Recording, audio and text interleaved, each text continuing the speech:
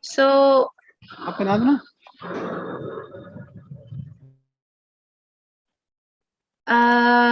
we will do chapter 2 today. Thank you so much. Let's start. Om Agyan Timirandasya Gyananjan Shalakaya Chakshurmilitam Yena Tasmai Shri Guruve Namaha. Shri Chaitanya Manavishtam Sthapitam Yena Bhutale Swayam Rupa Gadabhahyam Dadati Swapadantikam. Hey Krishna Karna Sindhu Dinbandhu Jagatpate Gopesha Gopika Kanta Radha Kanta Namaste. Saptakanchana Gaurangi Radhe Vrindavaneshwari Vishbhanuste Devi Pranamami Hari Priyai. Jai Shri Krishna Chaitanya Prabhu Nityananda Shri Advait Gadadhar Shiva Sadi Gaur Bhaktivinda. Hare Krishna Krishna Krishna Hare Hare Hare Ram Ram Ram Hare Hare. So today we will discuss chapter 2. It's a big chapter. It's a very important chapter, and this chapter is called as Contents of Bhagavad Gita Summarized. It's like a trailer of the whole Bhagavad Gita. I can't share my screen. Something is happening. Okay. Somehow it is not letting me share the screen. Okay. Rupa Mataji, are you there? Yes, Mataji, I'm here. Mataji, I'm gonna make you the host and then try to log in again. Okay. Okay.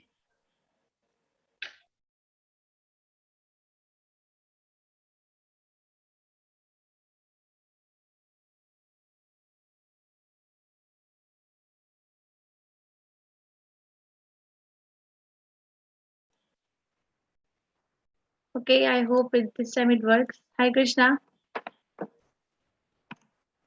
Am I still audible? Am I audible? Yes, Mataji, you are audible. Okay. So hopefully this time we'll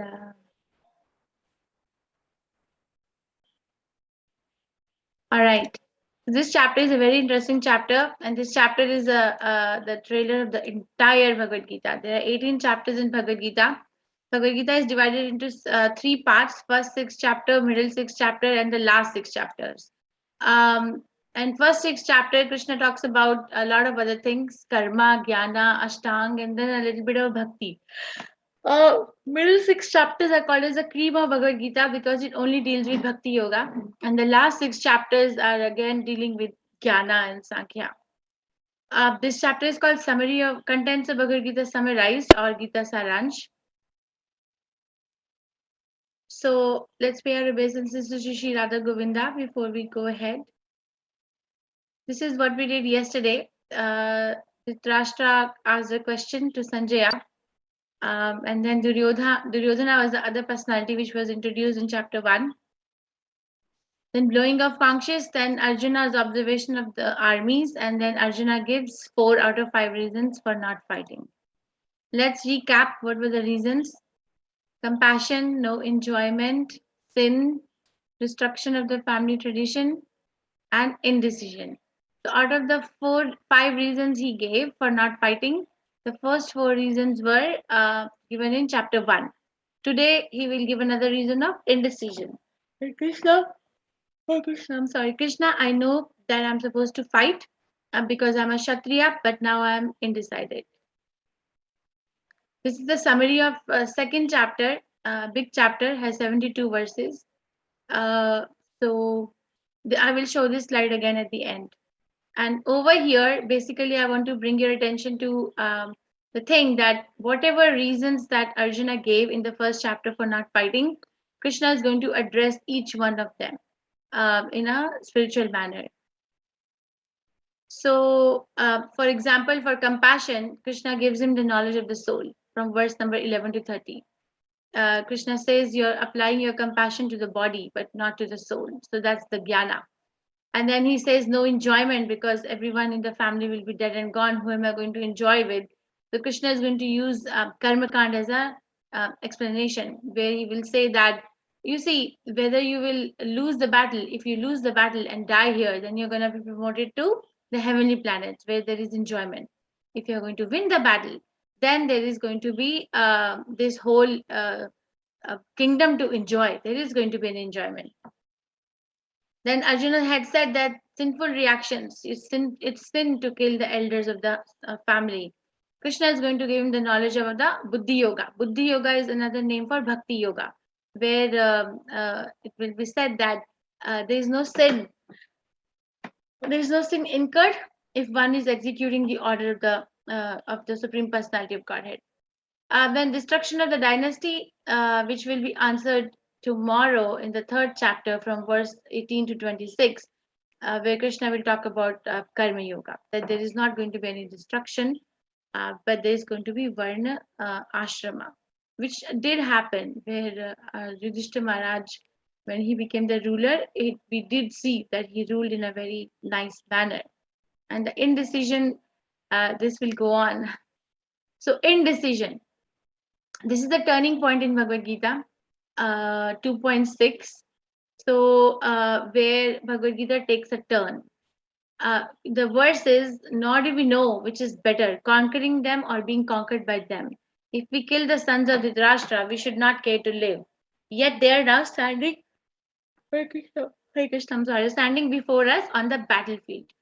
So, before this, Arjuna again gives a series of discussions and series of arguments to Krishna that why he doesn't want to fight the war, because it's sinful, because the hands will be tainted with the blood of our own relatives, because what am I going to do with the kingdom if my family is not there, and so many other things. And then finally he says in 2.6 that we actually don't know what is better, being conquered by them or conquering them.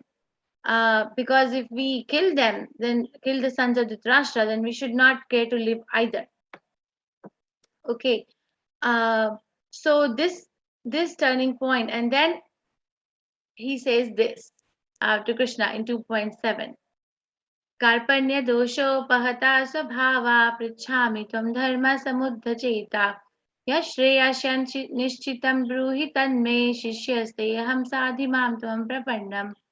Now I am confused about my duty and I have lost all composure because of weakness. In this condition, I am asking you to tell me clearly which is best for me. Now I am your disciple and a soul surrender unto you. Please instruct me.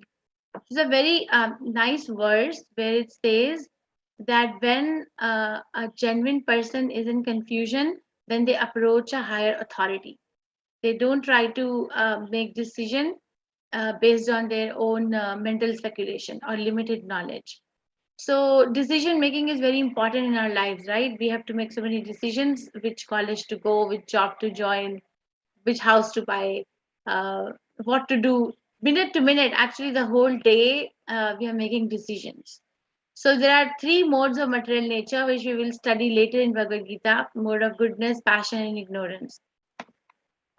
Depending on what mode is prominent in our personality, that mode influences how we make a decision.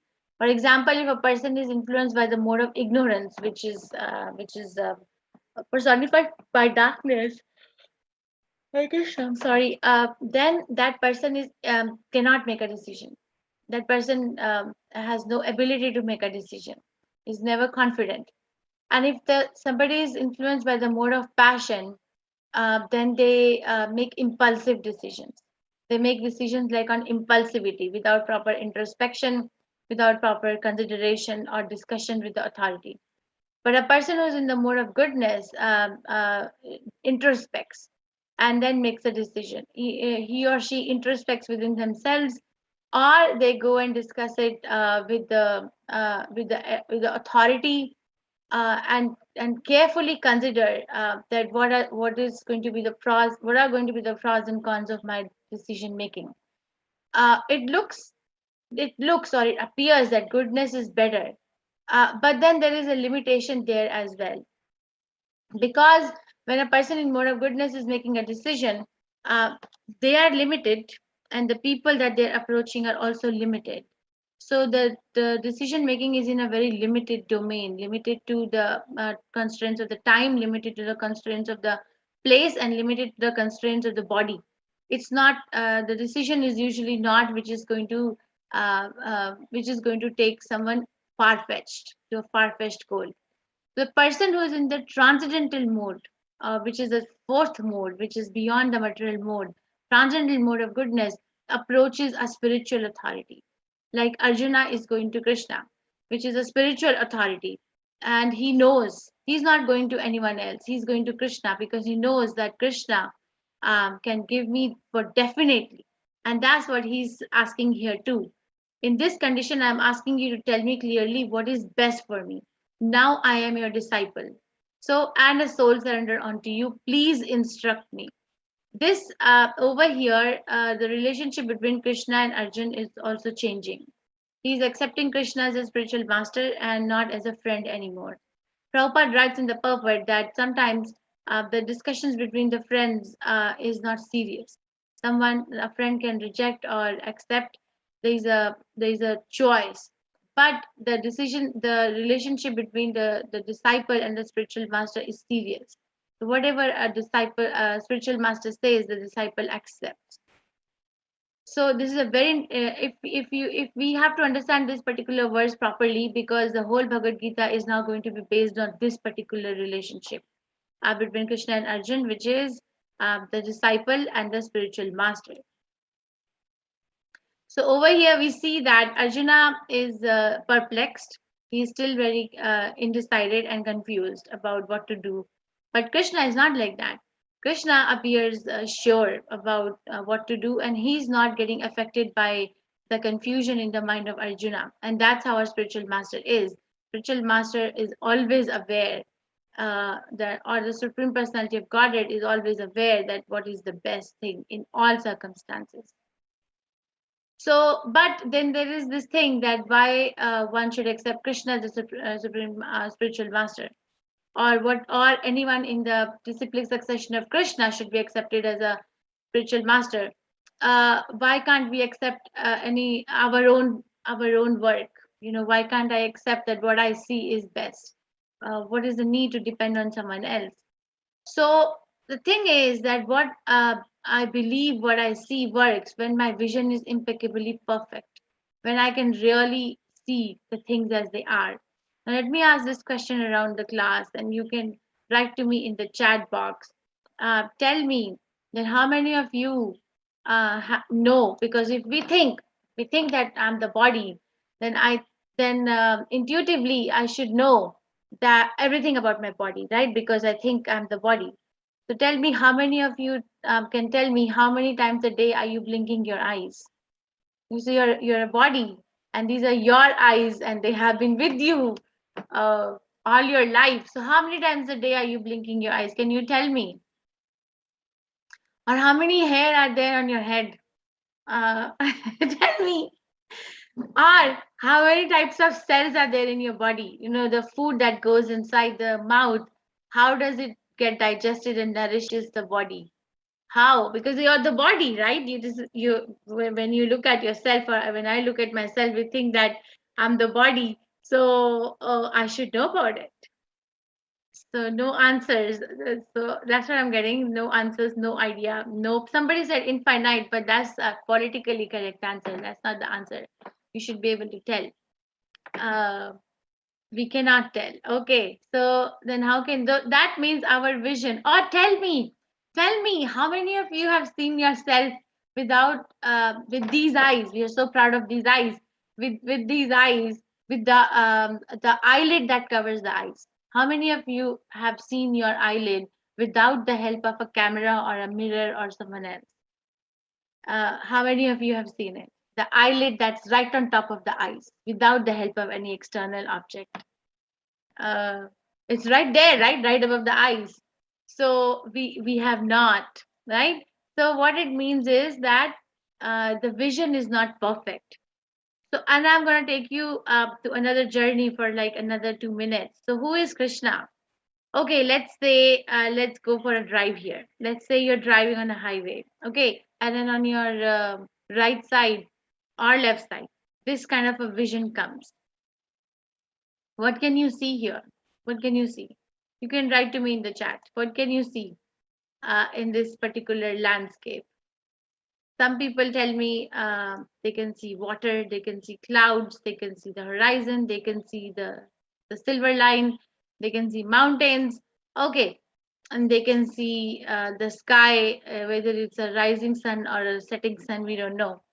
Okay, so so now I request you now park your side on the curb of the road and then go more near to this landscape.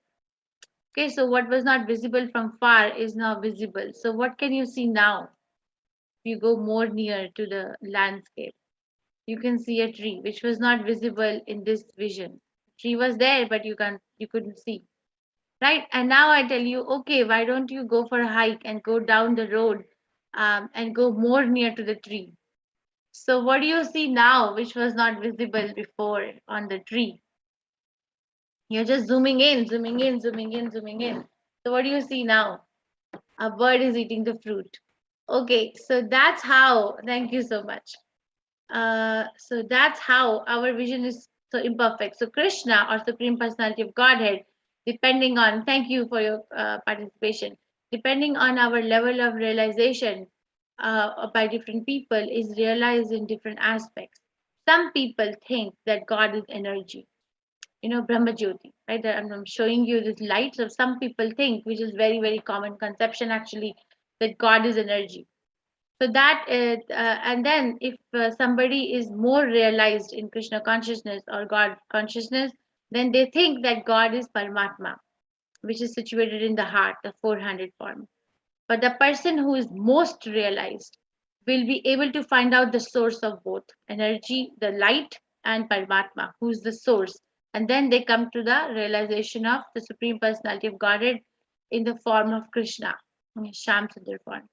Okay, Prabhupada compares this in with the sun and sun globe and sunshine. This okay, sunshine.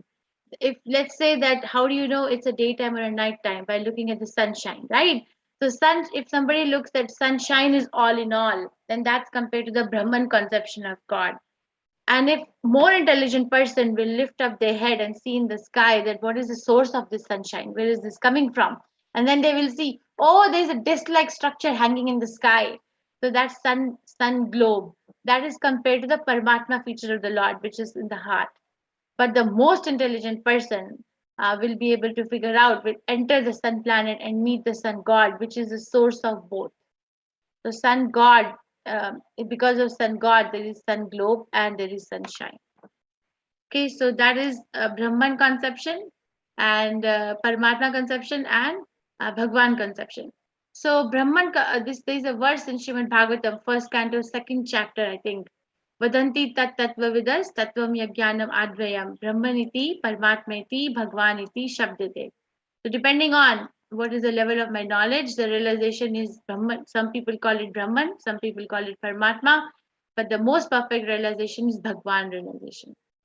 Okay, so we go on. That is why Krishna's words are perfect, because Krishna's realization is the Bhagwan realization, who is the source of both Paramatma and Brahman. Now, first question that Arjuna gave that he's not going to fight was compassion. That my family is an object of my compassion. How can I shoot arrows and go and kill them? I mean, it doesn't make sense to me, Krishna. So Krishna gives him the knowledge of the soul from verse 11 to verse 30. That's for your reference. And this is the most common verse uh, stated in amongst all these verses here. Dehino asmin yatha dehe kamaram yavanam jara tadha dehantara prapti dhiras tatra namoyati. So nice verse. Let's understand. Dehino asmin yatha dehe. Dehino asmin means dehino means one who is inside the body. Dehe means body and Dehino means inside the body. So he's saying that there is an element which is inside the body. Dehino asmin yatha dehe, which is inside the body and which sees the body going through these changes. So there is something which is inside the body and it is seeing the body going through these changes. What are the changes? Kamaram. Kamaram means young age. Kamaram means childhood. Yavanam means young, youth. Jara means old age. Okay, so the soul which is living in the body sees the body going through the changes of uh, the body is going through the changes of childhood, youth, and old age. Tatha deha anta. Tatha means thereafter. Deha anta means when the body ends. Anta means end, and deha means body. Then what happens? Praptir, the soul gets another body. Dhiras tatra namoyati. Person who is sober is not bewildered by such a change. So we all go through these changes, right? There is a soul which is inside the body, and it sees the body going through these changes of youth, of childhood, of youth, and of old age. And then after the old age, when the body is no more capable of holding the soul, then the soul leaves the body and accepts another body. A sober person, dheeras tatra namoyati, a self-realized soul is not bewildered by such a change. So, as the embodied soul continually passes in this body from boyhood to youth to old age, the soul similarly passes into another body at death. The self realized soul is not bewildered by such a change. So high, right? This is the beginning of Bhagavad Gita. And we have so many books in the material world we read, and this is not mentioned anywhere. We don't read these things in schools and colleges, do we? We read about the body, the senses, or at the most, the psychology goes to the element of the mind. But we don't read that there's something in the body which sees the body going through these changes. Do we read it in our day-to-day life in colleges and schools and newspapers or news channels or No, serials, no, TV Mataji. serials or No, movies? Mataji. No, No, Mataji. No, Mataji. no, no, ma. Oh, So not at all. this is the beginning. No, This is Yes. this is the beginning of Bhagavad Gita. So beginning of Bhagavad Gita is so high that the whole material knowledge is very small. It's called Sindhu and Bindu. Bindu means a dot, and Sindhu means ocean. So the material knowledge is looking like a Bindu, a very small dot in front of this beginning of Bhagavad Gita, which is a Sindhu, ocean of knowledge. And then this is another verse which is very famous, describing the qualities of the soul. Nainam chiddanti shastrani, nainam dahati pavakaha, na chainam kledyanti apo, na shoshyati marutaha. The soul can never be cut into pieces by any weapon, right? Nainam chiddanti shastrani. Chiddanti means chopping off, and shastrani means any weapons. Nainam dahati pavaka. Dahati pavaka means dried by fire or burned by fire. Na chanam kladyanti apo. Na chanam kladyanti. Chanam kladyanti means moistened by water. Na shoshyati maruta. Maruta is wind. Shoshyati means drying or withering. So none of these things. So it appears that in the war of Mahabharata, there were weapons which were made of all these things. So soul can never be cut into pieces by any weapon, nor can be burned by fire, nor moistened by water, nor withered by wind.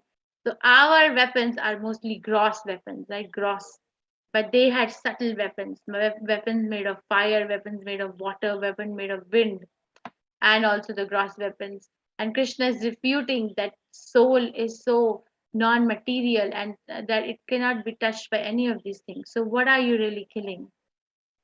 What are you really killing? But that doesn't mean that because the soul is not killed, then we have a right to to kill anyone's body. That doesn't mean that. Okay, the because you see that causes inconvenience to the soul. A soul is put inside the body of a living entity by the order of this supreme personality of Godhead, Krishna. The soul is supposed to live in that body for some time for its natural evolution. But if we check it externally, saying that, oh, I'm not killing the soul, I'm just killing the body, then that's a crime in the law of God, and we are equally punished. In material world, the punishment is different for killing. There's no punishment for killing an animal, right? Or maybe there's a different punishment, but then there's a punishment for killing a human being.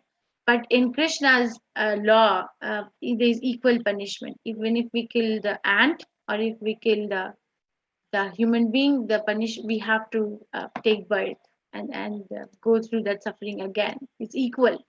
So nothing. And this I made the table. So this is describing all the characteristics of the soul, starting from verse 11 to verse 30, whatever. Is eternal. There is no change. Indestructible, imperishable. These are the verse numbers of what is saying what.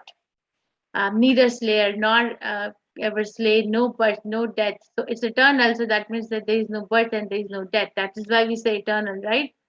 Does not come into being, will not come into being, unborn, unborn. So all these are the characteristics of the soul that Krishna describes just between verse 11 to 30. So Sindhu over in between 11 to 30, and then we go on after the knowledge of a bindu, a dot, all our life, and we don't even come near to this. So far, right? So sorry.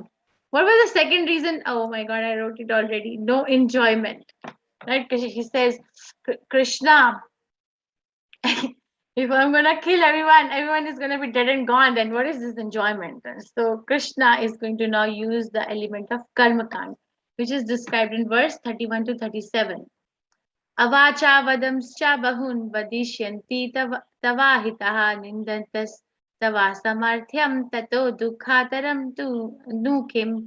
Your enemies will describe you in many words. Avacha vadamscha bahum. See, right? Avacha means words which are disrespectful. Vadams, they will say. So your enemies will describe you in many unkind words. Nindans, they will tava samarthayam. Samarthya means ability in a person. So they will scorn your ability. They will insult your ability and scorn your ability. Tato dukha ataram tu nukim. What could be more painful to you than this? You see, Kshatriya would rather die than be insulted. That's how they are. So Krishna is using this element of karmakant, saying that you see your enemies are going to describe you in many unkind words and scorn your ability. What could be more painful for you? So there is a big misconception that when somebody takes to spirituality or Krishna consciousness, then they have to leave everything, like leave their job, leave their family, leave their country, leave this, leave that. And over here, Arjuna wants to leave everything. He's giving rhyme or reasons, different rhymes and different reasons for not fighting. And Krishna is holding him. No, no, you have to fight. So it's so contrary to what we think and what the reality is. That is the nature of a conditioned soul. A conditioned soul cannot really see what the things are. That is why we need the vision of a spiritual master. So, Krishna, being a spiritual master of Arjuna, is telling that you cannot leave the war because that's not your nature. You are thinking about everyone else, but you're forgetting yourself. You're not becoming aware of who you are. You're a Kshatriya and you cannot tolerate this insult. If you're going to leave the war, don't think that Duryodhana and other Kauravas are going to think that thank God Arjuna left the war. Thank God, because if Arjuna would have fought, then we would have all been dead. Don't think that they're going to think like that. They are going to insult you. They're going to scorn your ability, and that's going to be very painful to you, tolerate. So, and then he says that whether you win the war or you lose the war, let's say you die in the battlefield, then you are going to, because it's a dharam kshetra, because it's a dharam yudh, you'll be promoted to heavenly planets. These are the inhabitants of heavenly planets. There are 7 heavenly planets up above the earth, which we will study in 8th chapter, where there is enjoyment. There's a better enjoyment than what we have on the earthly planet. And if you win the war, then you're going to be ruling over the entire earth planet. So in both cases, there is enjoyment. So this is another reference. I think this is verse 37. Hato va prapyasi swargam jitva va bhokshase bahim tasmat uttishta kaunteya yuddhaya krita nishchaya. So hato va prapyasi swargam. Hato means if you lose, if you're killed, hatya. Va prapyasi. Prapyasi means will attain. What will you attain? Swargam. Jitva va bhokshase bahim. If you will win, jitva means win. Then you're going to enjoy the earthly planet. Tasmat uttishta kaunteya. Tasmat uttishta kaunteya means therefore get up, O son of Kunti. Yuddhaya kritaya nishchaya. And fight with determination. Don't have any. So see, this is how a spiritual master talks. They don't say, okay, maybe you can consider this, maybe you can consider that. No, no, no. Definitely what is most definitely. And that's what Arjuna asked Krishna too. Tell me certainly what is best for me, right? Tell me certainly. So Krishna is telling him certainly. O son of Kunti, either you will be killed on the battlefield and attain the heavenly planets, or you will conquer and enjoy the earthly kingdom. Therefore, get up and fight with determination. So, get up and fight. Another. नेहाभिक्रमनाशो अस्ति प्रत्ययो न विद्यते स्वल्पमपि अस्य धर्मस्य आत्रायते महतो भयात्. So far we discussed that the relationship between Krishna and Arjuna has changed from being friends to being disciple and a spiritual master. Then we discussed two of the five arguments that Arjuna put forth for not fighting, and they were the compassion and also what was the other element that I just discussed? That there's going to be no enjoyment. This is the third one which Krishna Arjuna puts forward. That sinful reaction. That is sin to kill one's family members, right? The sinful to even actually he says in first chapter it is sin to actually offer a verbal fight to an elder person. Forget about killing them literally. So Krishna is now refuting that argument from spiritual aspect, that in this particular path of bhakti yoga, because Arjuna is going to fight or has an order from Krishna to fight, which is a devotional service because it pertains to serving Krishna's words. So he's saying that in this particular path, neha bikramo nasho asti, no one is ever diminished, no one is ever destroyed. Pratyavo na vidyate. Swalpamapyasya dharmasya trayate mahato bhayat. On the contrary, even a little bit of a progress on this path, trayate mahato bhayat, can save one from the biggest danger. Mahato bhayat, very, very biggest fear. Trayate, it can lift someone from even a little bit of a progress in Krishna consciousness. And what is the biggest fear? The biggest fear is that I may get the animal life again. I may go down to the species of life. So these are some of the examples. This is an example from Katha Upanishad. There was one a hamster or a mice who was very attached to eating the cherries. Okay, so one day it somehow ended up on the altar where the lamp was lighting, altar of the deities in the temple, and there was this lamp lighting, and the lamp shape looked like the cherry, and the lamp was wavering, the light was going off. So because it was very attached to eating cherry and the shape of the flame appeared like the cherry, it jumped into it thinking that it's a cherry. Okay, and then because it jumped into it, the wavering lamp now became very steady, but then the hamster burned and died. So Krishna took it that this particular living entity sacrificed its life for saving my lamp from going off, to give him liberation. He was not even trying; it was an accident, and then Krishna still took it that okay, this person needs to be liberated. So we say that committing suicide is a sin. This was not a suicide actually, but then still Krishna was so kind that he gave him liberation, even in the animal body. And then we talk about Hanuman, right? Hanuman set fire on Lanka. Now, if you read 1.36, Prabhupada talks about six kinds of intruders. So, one of the intruder that must be punished is a person who sets fire on others' property, right? So, we see that Lord Hanuman set fire on Lanka. We can say in a material calculation that it is sinful to set fire on someone's house, but we celebrate Lord Hanuman for doing this, right? Because he's doing it in devotional service to Lord Rama. He's not doing it for his selfish need and greed. Or we say Vibhishan. Vibhishan was the brother of Ravana, but he was a devotee of Lord Rama. So Vibhishan, we can say from material calculation, it is not correct to actually go and leak information of your family to the enemy of your brother so that your brother can be killed. It's not materially correct, right? But Vibhishan is celebrated for what he did because uh, he did it in devotional service to Lord Rama. So the bottom line is that if it is meant for the devotional service of the Supreme Personality of Godhead, which actually has to be verified from three sources, not just my mind is telling me that I should do it. No, the mind business is very dangerous.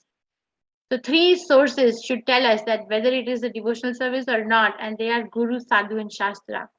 So Guru, the spiritual master, must confirm that whatever I'm going to do, is it a devotional service or is it not? Sadhu, saintly people around us, Shastra, the scriptures should confirm that whether my activity is going to be a devotional service or not, then it is not sinful. Not sinful. Okay, and then this is the fourth argument that Arjuna put forward for not fighting, which I will discuss tomorrow. Destruction of the family dynasty.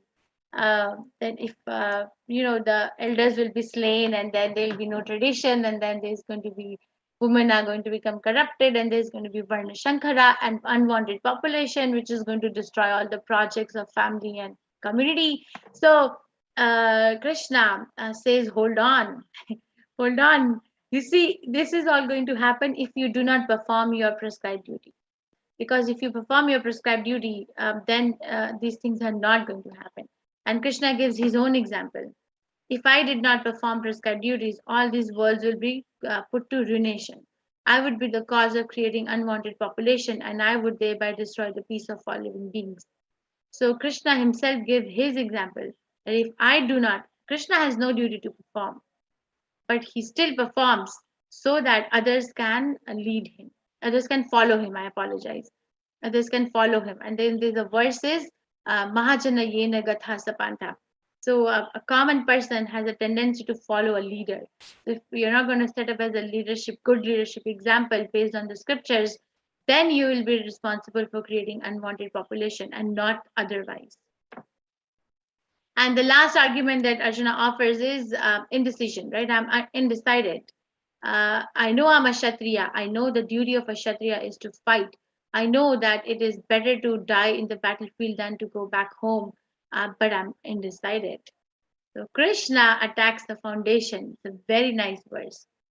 Vivasatmika buddhi eke he kuru nandana bahu shakahi anantascha bodhyayo avyavasayinam. So Krishna is telling Arjuna that Vyavasatmika buddhi eke he kuru nandana. You see, you are undecided because your buddhi is bahushakha. Bahushakha means many, many branches. Shakha means branch and bahu means many. Your intelligence right now is multi-branched. You're multi-branch. You want to do too many things at the same time. You want to you are Kshatriya, so you want some place to rule also. It could be just a village, and you are a family man, so you want to keep your family members safe also. And then you are a kind-hearted person, so you don't want to hurt anyone emotionally or physically also. So it's multi-branch. You're multi-branch. You're thinking too many things. But what is he telling him? That Vyavasatmika Buddhi, a person who's resolute on this path of Krishna consciousness, aka Kurunandana, the aim is only one. You are chopping yourself in many different directions, Arjuna. Gather yourself. Gather yourself, because if your main aim is to progress in Krishna consciousness, then the path will become clear as to what you should do. And what is happening in this painting? What is happening? You can write to me in the chat box. This is Arjuna, right? And Dronacharya was asking Arjuna to hit the eye of the bird, and then he asked Arjuna before he shot the arrow that what do you see? Right? What do you see? And Arjuna said, I see the eye of the bird. He said, I see the eye of the bird. He did not see, I see the beak. He did not say, I see the beautiful color combination in the body of the bird. He did not say, I see the body of the bird or the head of the bird or the wings of the bird or legs of the bird. I see the eye of the bird. So he was focused to his aim. Like that, become focused. Those who are on this path are resolute in purpose and their aim is one. O beloved child of the Kurus, the intelligence of those who are irresolute is many branched. So anyone who is not on the path of Krishna consciousness has a very, very multi-branch intelligence. They're not gathered. They're scattered. But if you take to the focus or path of Krishna consciousness, then your buddhi becomes Vyavasatmika. Vyavasatmika buddhi means focused. Goal is clear. Is one path that I want to become Krishna conscious in this life. This life I will give to Krishna. Now, when Krishna encourages Arjuna to become Vyavasatmika buddhi, Arjuna immediately asks a question.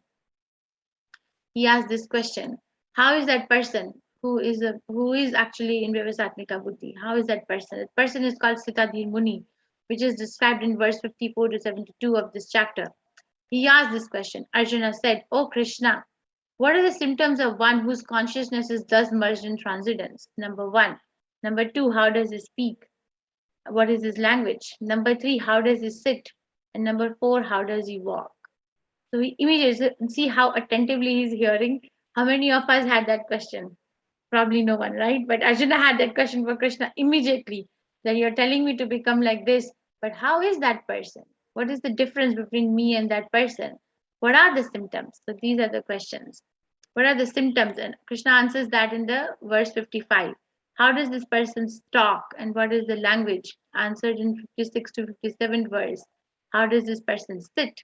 How does this person sit literally means that how does this person situated in the material world? Are they situated in the material world with a sense of enjoying the material world, or what is their sitting in this material world look like? So Krishna answers that in verse 58 to 63. How does that person walk about in this material world? Is this person walking about in this world like a common person walks? How to gratify the senses, how to gather stuff so that I can enjoy more for myself? Or how does this person walk, Krishna? So Krishna answers in verse 64 to 72. Bhagavad Gita is very scientific, right? One thing follows the another. So, what are the symptoms? So, these are the symptoms. Krishna answers, Shri Bhagavan Prajahati yada kaman sarvan partha manogatan atmani evatmana tushta sthita pragna sadochyate. The blessed Lord said, O Partha, when a man gives up all varieties of sense desire, which arise from mental concoction, and when his mind finds satisfaction in the self alone, then he is said to be in pure transcendental consciousness. So when a man gives up all varieties of sense desire, so very interesting line, right? All varieties of sense desire which are arising from mental concoction. So Krishna is basically saying that the desire to enjoy senses is a product of concoction of the mind. It's not reality. And the mind is finding satisfaction in the self alone. Then his consciousness, then he's said to be in pure transcendental consciousness. So Prahlad Maharaj was like that. Like this is an example of Prahlad Maharaj, which is discussed in seventh canto of Srimad Bhagavatam, where at the age of 5 years he was attacked by his own father only, Hiranyakashipu. So Hiranyakashipu would order all these horrible people and poisonous serpents to go and kill his son because he was a devotee of Krishna and he was not accepting Hiranyakashipu as the supreme personality of Godhead. And we study that Prahlad Maharaj was always uh, fixed in his goal. He did not change. Neither did he look worried or concerned. Neither is he trying to change his situation. Not possible for a common man. Don't try to copy. Not possible because his mind is completely controlled. We can't do that because our mind is uncontrolled. There is a sense of death, but not in a sita pragna. Or he was even made to sit in the fire, right? And he did not try to run away. We see that. And Srila Prabhupada is also Sita Pragna. Srila Prabhupada took up so much of austerities and so much of difficulties for us. He had nothing to gain more than what he already had. He was just giving the heart of giving. And in that giving, there were so many apparent blockers. There were apparent blockers, not real blockers, but they were there. And the other thing he asked was, how does this person talk, right? What is this person's language when they are faced with some uh, reverses in the material world? So this is answered in verse 56. Dukheshva anudvigna manaha sukheshu vigatasvara vitaraga bhaya krodha sithadhir muniruchyate. One who is not disturbed in spite of threefold miseries, who is not elated when there is happiness, who is free from attachment, fear, and anger, is called a sage of steady mind. So our speech changes when we are happy and when we are angry or when we are upset, right, or sad.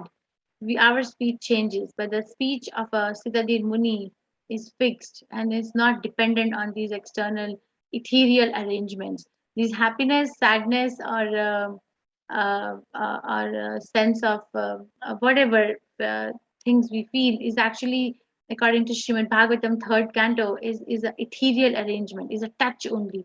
It is explained in 2.14 also, 14th chapter, 40, I'm sorry, second chapter, 14th verse, that Matra Spashas Tukhanteya, Sitoshna, Sukha Dukha Daha, Agama Paino Anitya, Sam Satikshasva Bharata. So this is only by the touch that somebody feels happy or sad, cold or hot, by touch. So Krishna says tolerate. So this person is not disturbed in spite of threefold miseries. We will discuss about these threefold miseries many times in Bhagavad Gita. Threefold miseries that everyone suffers from are adhyatmic, adhibhautik, and adhidevic. Sufferings because of one's own body and mind. Sometimes I have a headache, I feel very sleepy, I feel tired, my back is hurting, or my stomach is hurting. So that's about, or the mind problems. My mind is disturbed. These are the miseries which are called as adhyatmic miseries. One's own body and mind is giving trouble. Then another misery is adibhautic. Adibhautic misery means because of another living entity, like COVID pandemic is because of another living entity, right? COVID. So that's the another kind of a misery. And then the third kind of a misery is adidevic. Adidevic is because of the superior authorities. You see, there is a flood somewhere, or there is a drought somewhere, or there is excessive snowfall somewhere. So all these sufferings are because of the higher authorities, and they're called Adi Devi. So these are threefold miseries, and Siddha Dirmuni is not disturbed by these. That's how they talk. How does this person sit? Krishna gives the example of a turtle or a tortoise. One who is able to withdraw his senses from sense objects as a tortoise draws its limbs within the shell is firmly fixed in perfect consciousness. So this person is sitting in the material world not to enjoy the material world. Like the tortoise is sitting or in the shell, and then it comes out of the shell just to get what it wants, right? It doesn't go to hang out with other tortoise, just comes out to get what it wants and then comes back in the tortoise shell, in the shell. So like that, this particular person who's a Sthitadir Muni, he moves around or she moves around in the world and gets what it needs for its Krishna consciousness. And then other than that, it comes back. It withdraws itself within itself to stay fixed in the samadhi on the Lord. So these are the differences between a material vision and spiritual vision. So a person who is disturbed by the dualities. Duality means two things. Two things means, let's say, for example, heat and cold, winter and summer. That person accepts that the body is mine, and I die. When the body dies, I die. And then they're perplexed by so many miseries and anxieties in life. But the person who has a spiritual vision tolerates these dualities, doesn't get succumbed by them, and understands that soul is eternal. The body will die, but I will not die. The body, because there is no birth, so there is no death. It's eternal, cannot be burned, destroyed, or killed. And body is dying, always changing, but soul is remaining fixed or same. The soul is also called as kutastha. Kutastha means it remains fixed, it doesn't change. And the soul pervades the entire body with consciousness. That's a verse also, right? Adi Antavanta Kantaya. Oh no, Krishna, no. What is the verse which says that it pervades the entire body? The and it actually gives energy to the body to function, and then the soul leaves the body appears dead. Then I can't remember the verse, but anyway, I'll think. Hopefully, Krishna will help me. So again, there is this. Then Krishna tells that, you see, why are we not able to sit or talk or walk like that in the material world? Because of this. ध्यायते विषयानुपुंसः सङ्गस्तस्तेषु प्रजायते सङ्गस्तसञ्जायते कामा कामा क्रोधात् विजायते क्रोधात् भवति सम्मोहा सम्मोहात् स्मृतिविभ्रमः स्मृतिविभ्रशते बुद्धिनाशो बुद्धिनाशात् प्रणशयति. Why we fall in the material pool? Krishna explains the whole 8-step fall down. There are 8 steps in these 2 verses. Dhyayate Vishyanpunsa. Dhyayate means thinking, contemplating, just by thinking. Thinking about what? Vishaya. What is the Vishaya? that objects of senses. That, let's say, for example, thinking. It starts with thinking only. That I am going to go to chaat papri shop today and eat the chaat papri or golgappa or whatever. Right? That's thinking. I haven't gone there. Maybe the shop is not even open at this time. Um, but thinking. So that thinking itself actually develops. A person develops attachment. Teshu pujayate. Sangat sanjayate kama. So that thinking itself leads to the attachment, to the desire of sense object. Okay, and then he says that from such attachment, lust develops. Lust is defined in Chaitanya Charitamrita by Krishnadas Kaviraj Goswami. Atma Indriya Tripti Vansha Taro Nam Kam. Kam means, or lust means, Atma Indriya Tripti Vansha, the desire to satisfy one's own senses. I'm giving example of eating chat papri. That is also lust, because the desire is to satisfy my own senses. And Krishnendra Tripti Vansha Taro Nam Prem. Any desire to satisfy Krishna's senses is love. But any desire to satisfy, one's own senses is called as lust. So from such attachment, lust develops. So lust is in the mode of passion, okay, which we will study later and understand. But those of you who have read Bhagavad Gita once, so lust is a product of mode of passion, and lust is never satisfied, cannot satisfy ever. So then what happens? Kamat krodhat bijayate. So from unsatisfied lust, mode of ignorance becomes prominent, in which the product is anger. Anger comes, and then from anger, krodhat bhavati sammoha. From anger, complete delusion arises. Sammoha smriti vibramaha. From delusion, bewilderment of memory happens. One forgets who is who. And when the memory is bewildered, Priti Vibrishate Buddhi Nasho, when the intelligence is lost, Buddhi Nashat Pranashayati. And when the intelligence is lost, one falls down again into the material pool. So over here in this painting, the example is given of an association of a young girl and a young boy. Okay, so let's understand. When a young boy looks at a young girl or vice versa, then there is this thinking, oh, maybe I should be with them, right? There is thinking. And then there's an attachment to the thought, oh, I have to be with them, I have to be. There's an attachment. And then from that attachment, lust arises. So there could be a relationship, potential relationship between the two in future, let's say marriage. But then what happens is, Prabhupada explains, if there is no Krishna in the relationship, then each one of them are actually trying to satisfy their own senses in the name of a relation, but actually it's sense gratification. But when the sense gratification is disrupted, then there are fights, arguments, war, like not wars in the, I mean, fights and arguments. In But there was this desire that we should be together, and then how come there's a fight? The fight is because of the unsatisfied needs and desires. And sometimes it so happens that we see that such and such family member actually harmed the other family member. They're actually supposed to protect the family member, but they harmed. How come? Because of the unsatisfied lust, there's anger. And when they go to the anger, then the person forgets who is who. They forget who am I and who are they. And then the memory becomes bewildered.